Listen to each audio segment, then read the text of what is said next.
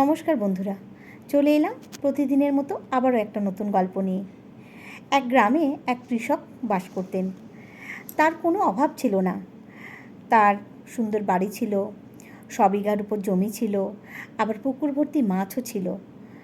তো তবু কিন্তু কৃষকের সেই গ্রামে থাকতে একদম ভালো লাগতো না। তাই সে একজন প্রপার্টি এজেন্টকে নিয়ে এসে বলল, তুমি ভাই আমার জন্য একটা সুন্দর একটা বাড়ির ব্যবস্থা করো শহরে। আমি যেখানে এই সব আমার সমস্ত সম্পত্তি বিক্রি করে সেখানে গিয়ে নতুন বাড়িটা কিনে থাকতে চাই। তো বলল, কেন? আপনার এত সুন্দর বাড়ি, এত সুন্দর জমি জায়গা, এত পুকুর ভর্তি মাছ রয়েছে, আপনি এগুলো ছেড়ে কেন শহরে যেতে চাইছেন? বলল, সুন্দর, তাহলে আসো তোমাকে দেখাই।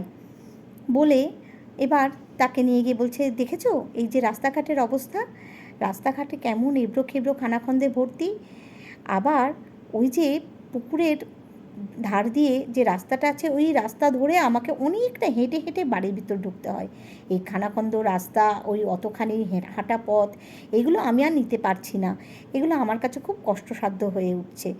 আমি কিন্তু এই কঠিন জীবনযাত্রা আর নিতে পারছি না বলে শহরে গিয়ে নতুন বাড়ি কিনে থাকার ব্যবস্থা করতে বলছি তোমায়। তো বললো, বেশ, তো তাহলে আমি এর পরের যেদিন আসবো সেদিন আপনার জন্য একটা ক্রেতা ধরে নিয়ে আসবো। তো যাই হোক, এই বলে ওই প্রপার্টি এজেন্ট চলে যান।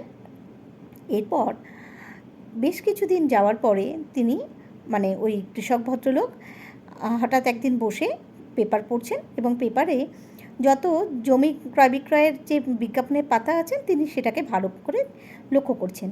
এবং লক্ষ্য করতে করতে তিনি দেখলেন সেখানে একটা বিজ্ঞাপনে লেখা আছে স্বপ্নের বাড়ি। এই স্বপ্নের বাড়ির জায়গায় গিয়ে তার চোখটা থেমে গেল।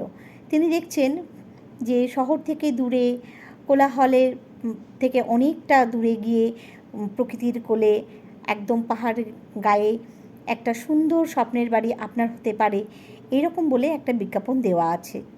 সেই বিজ্ঞাপনটা ওই কৃষক ভদ্রলোক বারবার পড়ছে আর মনে মনে ভাবছে, আমিও তো একটা এরকম স্বপ্নের বাড়ি খোঁজ করছিলাম।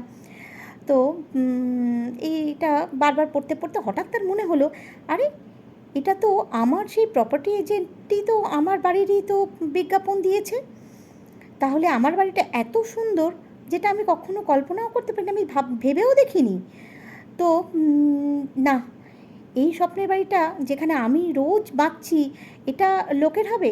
না না না, আমি আমার বাড়ি আর বেচবো না, আমি এখানেই থাকবো।